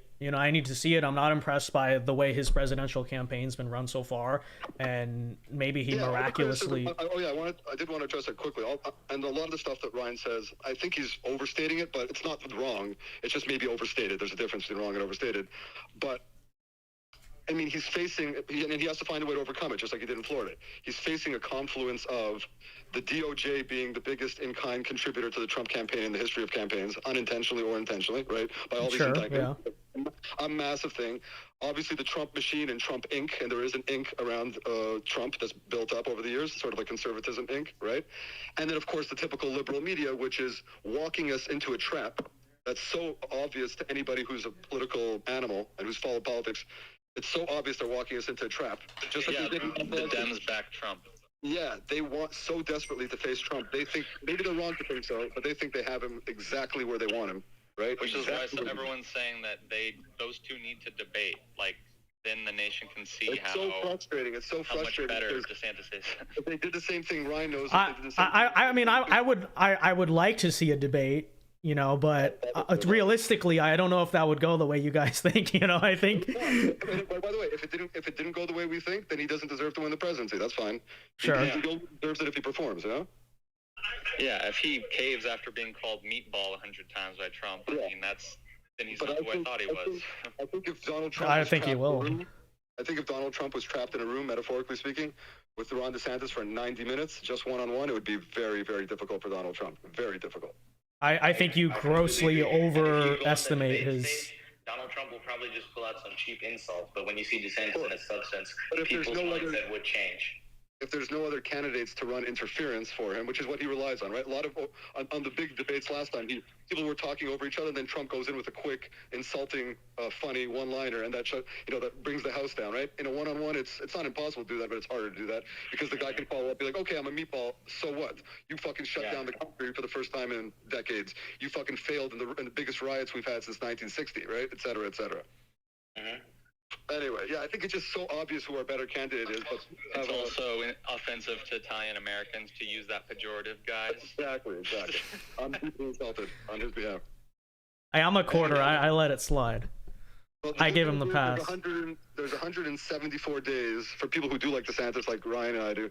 There's 174 or 75 days till Iowa. That's a lot of time for a lot of changes. Okay, well, I mean, my whole thing is then let's see them, I mean... Yeah, I agree. We've started to see some shakeups and necessary shakeups. He's slimmed down the team a little bit. He's doing more mainstream media appearances. He's performing. And by the way, nobody said he's awkward in a long time now because he may not be charismatic, but he's not awkward. He knows exactly he's awkward. He's awkward. He's not awkward. He's a loner. But loners don't build coalitions. Loners, how are you going to work with people? How are you going to strike deals when you can't build coalitions? Loners go off in the corner and fix the problem. Wasn't that the complaint? Let's bring this back a little bit. I don't want to psychoanalyze him too much. He's a loner because he's notoriously hard to work with and has an abrasive personality in closed circles. I think he's a total curse of genius. I think we've had a really constructive conversation so far, guys. I think we've done really well. By the pussy in a one-on-one discussion. And guys, come on, let's keep this civil and rational. But yeah, I think we've had a great discussion so far, and I'm sure Vince and I thank you all for coming on. I think Vince wanted to wrap this up soon, but yeah, thank you guys for coming on. If you want to see more of this, we definitely will do more of it. Just make sure to follow us both on Twitter and check out Vince's YouTube channel, which is at VinceDao TV, where he does this, I believe, every night. Vince, but I just want to say thank you all for coming on and speaking with us, and I think we should do this more. Thank you for giving me a mic. Yeah, thank you. And everybody watch Ron get interviewed by Megyn Kelly this week sometime. Oh, he's finally doing it. Okay, good. Thank you, absolutely. But thank you guys. Just make sure, like, if you want to do more of this, follow both of us and check out Vince's YouTube channel. And I think if Vince wants to add anything. Yeah, I mean, that's about it. Good night, guys. Appreciate everyone who called in, obviously. I'm glad we could have this discussion. And yeah, that's about it. Thanks for hosting, guys. Appreciate it. No problem. Absolutely. Thank you, everyone. All right. See you. All right, folks. Well, I think that got a little crazy. Hold on, let me put the headphones back on. Where are my headphones? Are these the... Oh, there they are. Okay. All right, well, I think that got a little out of hand at the end, but overall, I thought it was good content, right? I thought it was entertaining. I mean, definitely, hold on, let me remove this from the screen. All right, definitely, we should do it. Next time, I feel like we should just do it on Discord. I was going to try to do the Twitter space integration thing because I know where the DeSantis people hang out, you know what I mean? So that we could get the call in. But yeah, I mean, I thought that was good content, to say the least. I thought that was good content, But I think in the future, we'll just set up a Discord call more with this community, maybe invite some people on Twitter, and then maybe that way we could manage it better and we could actually get video on screen. I think that'd be better. But yeah, thoughts, questions, guys. I mean, I guess we could do super chats now. So if you do want to send in questions, comments, Q&A, any thoughts. I know Dollar for Dollar sent one earlier. He said it's between 10 and 20K. Dollar for Dollar, listen. I don't think it's smart to keep 10 and 20K in cash just sitting in your safe. Okay, I would say put that in. That's under 250 grand, so you're FDIC insured. I think that's the move. But anyways, any thoughts, ladies and gentlemen? Questions, comments here in the live chat. Christopher for $10, thank you very much, says, what bothers me from the panel is they keep talking like they don't see the reality of American voters and how they are. Thank you for the $10, Christopher. And yeah, this is exactly my point. By the way, you can like the super chats now. Okay, but that's very cool. Yeah, no, that's exactly my point too. They keep saying, "Well, vote your conscience, vote rationally." That's just not how people are. That's how people should be. That's also why Vivek and some others in the movement are probably right about the whole thing of we need to kind of raise the bar for voting. I just recognize reality, right? Like it or not. We have this political machine. This is the way the elections work. We have way higher voter turnout, frankly, than we should. I don't think high voter turnout is a good thing by any means, right? So I think overall, we need to look at the guy who's the best guy who can approach the current electoral system, right? And I think that's Donald Trump. And I think that, Ron DeSantis is probably not the worst Republican single-handedly to throw out there other than Donald Trump, but I don't really think he's the best either. And so that's kind of my thoughts on that. Let's see. What else we got? Again, we're open for questions, comments, super chats. I actually have to post something on hold on, I forgot about this. Complicated business. But yeah, let's see what else we got going on in the chat, ladies and gentlemen. Prevere, yeah, be sure to go check out Prevere on Twitter. Jake says, Vince, do you think 2020 was blanked? I generally think yes. Yeah, I think it was blanked in the same way that probably the CIA blanks in other countries. So that's kind of my thought, right? I don't think it's as simple as this machine or that. But yes, I think on a high level scale, there was definitely a coordinated effort to determine the outcome is what I would say about 2020. Dollar for $2 says, thoughts on Aiden Ross being addicted to lean. Yeah, he's an idiot.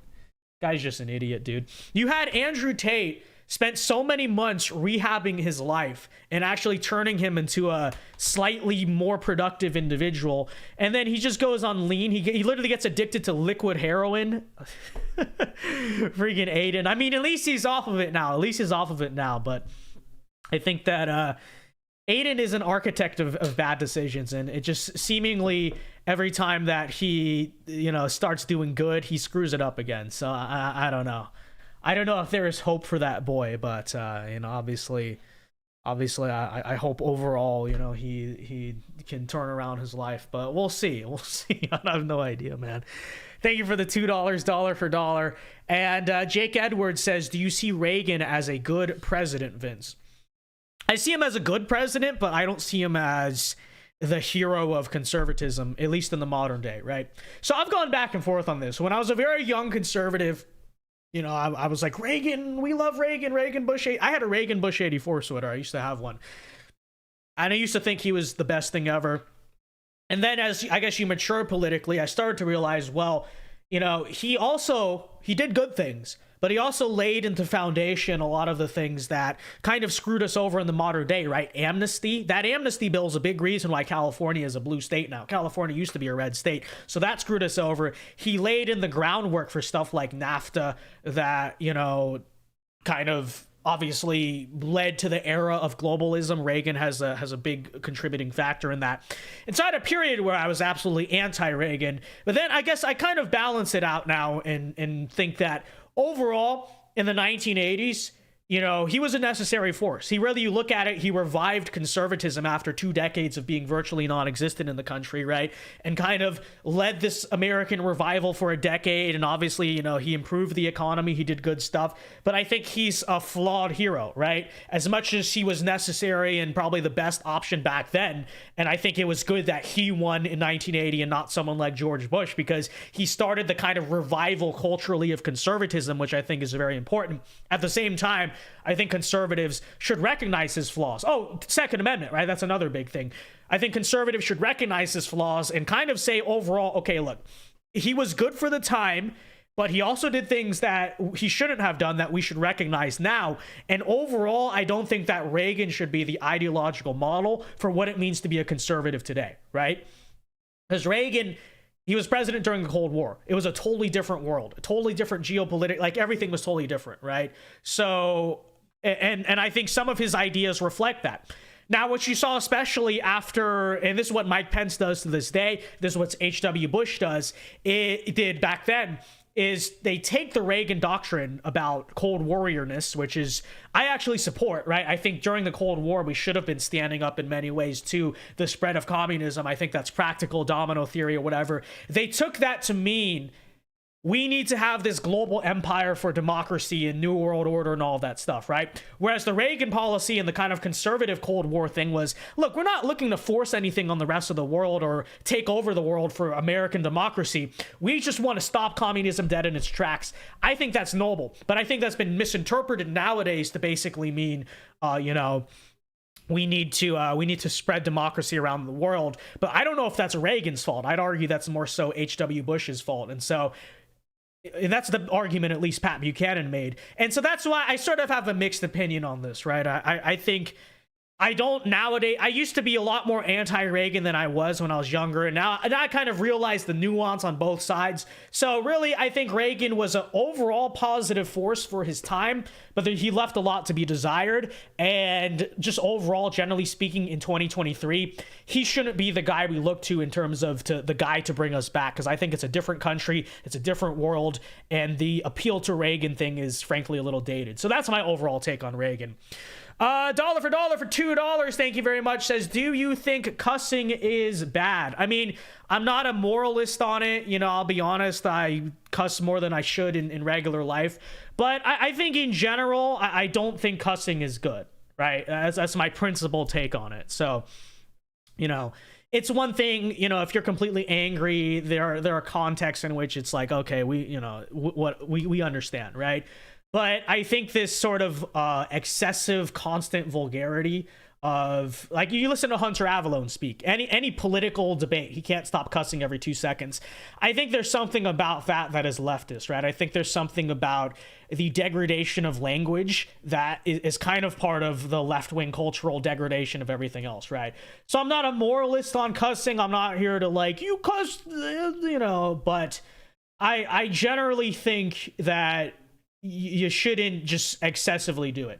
Now, I'll be honest, and especially in my personal life, I'm oftentimes a total hypocrite on that, which is why I'm not here to moralize or whatever. But, you know, there's a reason I try not to cuss on the show. I think I've done it once because in the past year or so, because I was really angry at Mizzy and I called him a piece of blank. But, you know, that's why I try to avoid it, at least in the content. So, you know, that's my take on it. Thank you for the $2. Appreciate it very much.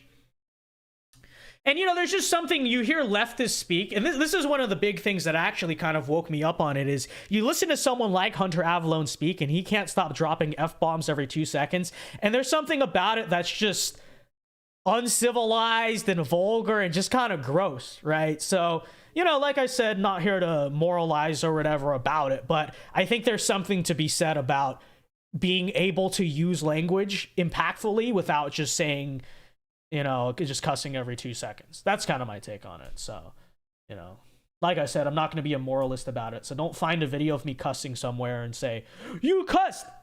I'm not here to be that guy. I'm just saying, generally speaking, you know, especially in serious contexts, I just don't, I think you should just try to minimize it, try to avoid it, right? That's kind of my take on it. And especially when you look at how the left uses vulgarity on such a regular basis, there's something inherently conservative about not, you know, and that's kind of my take. And sometimes it can be very cringe and unrelatable when you're the totally homeschooled, like, aw shucks kind of person, you know? So yeah, I get it. In some ways you have to communicate on a wavelength that is effective, but I just think there's something about the excess vulgarity of the way I hear a lot of leftists, especially young leftists, speak, that turns me off. And in a way, I think we should try to be the antithesis of that. So that's my overall take on that. But, you know, that's kind of my take.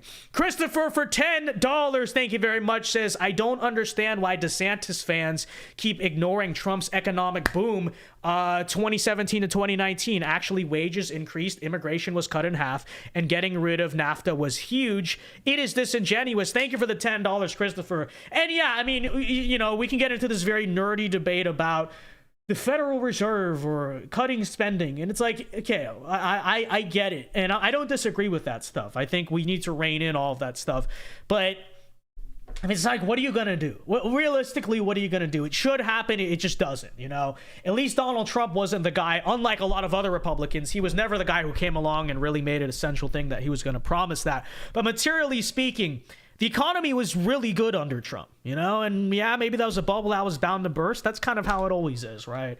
So I just generally speaking think, you know, I look at it, shoot, I could sense how good it was under Trump. I was actually kind of excited, you know? I was like, I'm about to graduate. Look, it'll be a good job market, all of that stuff. You know, I like this. But then obviously I'm freaking, right? So yeah, I think people underestimate that. And you know, so I tend to agree. Tech Boy says Brett Cooper cusses. Well, like, I'm not here to shame anyone, because honestly, I cuss in my personal life too, on, you know, probably more than I should. I'm not here to draw a moral standard about it. It's just my take is overall, right? Not that, you know, I'm gonna make a big thing if you ever do it. Just, I don't think we should be like Hunter Avallone, where you hear him speak, he's like, do you effing know that effing, you know, men can be women, and effing, you know, I'm a cuck to my wife, F this, F that. You know, there's just something very vulgar about their language that is a turnoff. So, you know, like I said, that's my take. I'm not here to give anyone a hard time about it. You know, it's just I think, I just think we should try not to speak like them. There's something about the way they speak that's just, it's just gross, you know? It's just gross. It's off-putting. It's just not, you know what I mean? So that's my thought. I'm not here to attack people who do it in, you know, in publicly or whatever, you know? Do you hear me in the Twitter space when people cuss? I'm not like, oh, don't say that. You know, I'm not a snowflake, okay? I cussed a lot when I was younger, and I still do, honestly, you know, in my personal conversations and whatnot. But I just think, generally speaking, it's not inherently conservative or traditional to degrade language. Again, I'm not saying speak like, oh, shucks, you know, 1940s, see?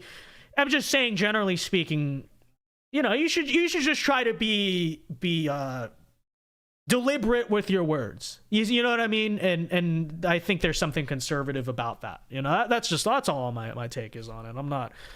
I'm not super crazy about it. Be a professional, Vince. You don't need to cuss professionally. This is your job. I don't swear at my job. Exactly. You know, I think that's fair. I think that's a fair take at it, you know? So, you think... No, I'm not calling you a snowflake. I'm just saying... I'm not like, oh my gosh, cuss word. Okay, obviously not. Look, we're on the internet. I get it. I'm just saying the reason I generally try to avoid cuss words in my content is because... It's kind of, in some ways, I'd argue it's kind of a rebellion against the rest of the world to not cuss, you know, just because of the way they speak. This is my take. Anyways, we'll go for about 10 more minutes here, so feel free, any last super chats you want to send in, feel free to send them in now. But yeah, I just think it's more professional, right? You know, there's certain settings where it's whatever, and there's certain settings where it's kind of ridiculous, right? So, you know, that's my take. Let's see what else we got going on here in the live chat. So, safer Seth. That question is a Fed post. Safer Seth. You know? So, let's take a look here. Vince, do you see Obama as a tyrant? Yes. Obunga is the most evil tyrant we've had up until Brandon. Okay, so yes, absolutely, and this is true. So Joel Hill says beard coming in nice. Well, I appreciate that, Joel Hill. You know what I need to get though? So I ordered like beard wash, because when I just have regular face wash and it dries out the beard. But I researched this and they said you shouldn't use shampoo either. So I've ordered beard wash. Okay, so hopefully that makes it, because I feel like it's just very dry because I'm just not using the right soap. So we got some soap for it. So hopefully that enables its growth. But I appreciate the compliment. I truly do. I appreciate it. So, you know, let's take a look here at what else we got. The reason, yeah, let's see here. Let's see what else we got going on here. In the Bible, it instructs us to control our tongue. Yeah, I mean that I agree. I don't know specifically if it's directly sinful to say this cuss word or that cuss word, but I think in general we should try to avoid being, you know, overly vulgar with language, right? And like I said, I'm not here to moralize about that because I'm kind of a hypocrite about it, to tell you the truth. But, you know, it's just that's a moral standard I believe is true in general. You know, it's just like,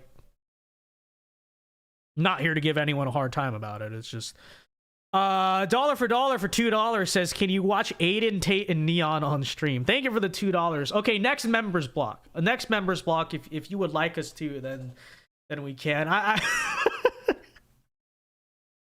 It's such a ridiculous convo. You know. But we could. Thank you for the $2. All right, next members block. Remind me. We'll take a look there. So let's see. I can proudly say my parents never cussed, drank, or smoked. I don't know how they did it. Well, I suppose that's a good example, right? That's a good example. Jake Edwards says, I remember you made a video, Vince, about McCain losing to Obama because he was attacked and failed to respond. In 1988, Bush won because he attacked Dukakis and he did not attack back. Do you agree? Well, are you saying because Bush attacked Dukakis and Dukakis was too nice? I mean, I'm not an expert on the 1988 election. I think the biggest reason Bush won was because the success and popularity of Reagan. But yeah, I mean, generally speaking, I think if you just kind of sit there and let the other person defame you and you don't strike back as a candidate, I think generally speaking, that doesn't go very far. I think that, you know, you have to, if they're like throwing the book at you and you don't respond, I think you're kind of screwing yourself over. So, not an expert on the 88 election in particular, but that's probably is a reason, yeah. Dukakis was kind of a dork, you know? He stood there in the tank, and that was him, right? The guy in the tank who just looked stupid trying to look cool. So that's probably his overall personality, is he's the nerd who let himself get bullied, and that's probably a big reason why. So, yeah, you know? So there's kind of my general response. The Marm says DeSantis voters always bring up Trump's reputation with the media as if they couldn't do the same thing to DeSantis. At least Trump fights back against stuff like that. Yeah, that's my thing. And the thing is, you know, when it comes to, they have a lot that they can attack DeSantis on, because what are they going to say about him once it really comes to that? He's homophobic. He's you know, racist. Look what they're trying to do. I have a video about that coming tomorrow morning, actually. Look what they're trying to do. They're trying to say now that the educational curriculum in Florida is defending slavery. You know, it's like they're being ridiculous about it, right? So I think the thing is, realistically, if DeSantis especially becomes the front runner and the nominee, they have a lot to throw at him. Right? With it, anti-science, homophobic, racist, blah, blah, blah, this and that, you know? And the thing about Donald Trump is he kind of is like bulletproof at this point because he's been through it so many times, whereas I think DeSantis, that kind of sanctimonious, right, that sanctimonious personality he has now, that can really rapidly crumble if the media gets its way with him, which I think they absolutely can and will, you know? I'm not saying that's right, but it's just the way it is, you know? And I don't know if DeSantis is Teflon Ron in the same way Donald Trump is Teflon Don, to be able to stand the bullets and then really like stand up and be like, that failed, try again, you know, unfazed. You know, I don't know if he has that in him. I don't think he has that in him, frankly, you know? So that's the thing. You know, they talk about Donald Trump under pressure. Ron DeSantis really... Well, let's see how he does under pressure, right? Because the first time he was under pressure in the 2018 race that was really close, Donald Trump had to come bail him out, you know? And has he really faced serious pressure since then, you know? I'm not saying he's faced no pressure, but serious, big-time pressure, I wouldn't necessarily say he has. Charlie Crist, impressive victory, but Charlie Crist had never stood a shot, right? You know, and he's dealt with local media, but this whole time, Donald Trump has been the bigger fish. So, you know, it's, I don't know. I don't know, to tell you the truth. I don't think he could do it. Dollar for $2 says, thoughts on the guy from Zinc, Arkansas. Dollar for dollar, you're not going to get me or this channel in trouble, but I will say, I think... I find the conversations to be amusing. Okay, there's my answer, you know. And it's very interesting, the internet's response, you know, because he is kind of like honest and witty and charming about it in a way, right? They don't seem to actually hate him, you know. They kind of actually get a kick out of him. I really think that he and that one guy should do a show. Like, they should have a podcast, okay? That would actually be a hit. They have the guy from Zinc and the guy who interviewed him. They should have a podcast to sit down, or they should be like a traveling stand-up tour, you know? I think that'd actually be very popular. I would genuinely like to see that. J.R. Majewski, is that the real J.R. Majewski? Says, thoughts on the campaign trail game. We tried to play it once on stream and I kind of got bored of it, but I don't know. I mean, my opinion is I think the game's kind of for nerds. But that's just my thoughts, you know. Who knows? Who honestly knows? But, all right, last call, ladies and gentlemen. We're going to wrap this up here in a few minutes. So last call for this stream. Vince, if you ran for president, I will vote for you. Well, thank you, Jake Edwards. You know, then I will enter my hat in the race, okay? 2028. I'll be one of those candidates who's illegal. You know how you can file to run, but it's not valid, but you can still file? That's what I should do. I should just go to a courthouse, right? Remember when D's Nuts filed at 15 years old in South Carolina? Remember that in 2016? OGs will remember that. That's what I should do. I should just file in 2028, and you're ineligible, but you can still file. That would be kind of funny. Should I do that? That would be kind of funny. Safer Seth says, I suck at campaign trail. Well, I lost my race as well. If you are 35, you should play the 2008 Trump mod. Well, you know, regardless, I think it was just boring. When are we getting the next Fallout New Vegas stream? That's a good question. You know, I never really got into... I'm not really good at doing the gaming streams because, you know, I'm just not that good at commentating and playing a game at the same time. I don't know. It's just... I enjoy like trivia and stuff like that, but the physical action games, I mean, I don't know. I never particularly enjoyed them. Enjoyed commentating over them, I should say, because it's not my thing. I don't know how people do it, frankly, because either I'm focused on talking or I'm focused on the game. I'm not a great multitasker, to tell you the truth. But dollar for dollar says The Rock. What kind of computer do you have? It can handle New Vegas. It's like a Windows whatever. I will send in a mail-in ballot from Canada to vote for Vince Dow. Well, now don't do that, Andrew M. That is technically illegal. Okay, so you know. Let's take a look here. Any last... Vince, when is the next call-in stream? I don't know. I mean, to tell you the truth, I don't know. I'll let you guys know. I mean, I usually only do one a week, but who knows? I don't know. We'll see when it's appropriate. I genuinely have no idea. But let's take a look here. Any last thoughts, super chats? I mean, I didn't even post the Streamlabs link, but let me just make sure we don't have anything on Streamlabs.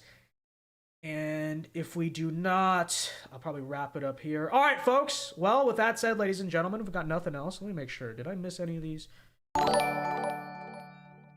Okay, we did get to that one. Thank you, Christopher. Appreciate that. All right, yeah, I think we're all caught up here. All right, folks, so if we got nothing else, thank you to everyone who tuned in.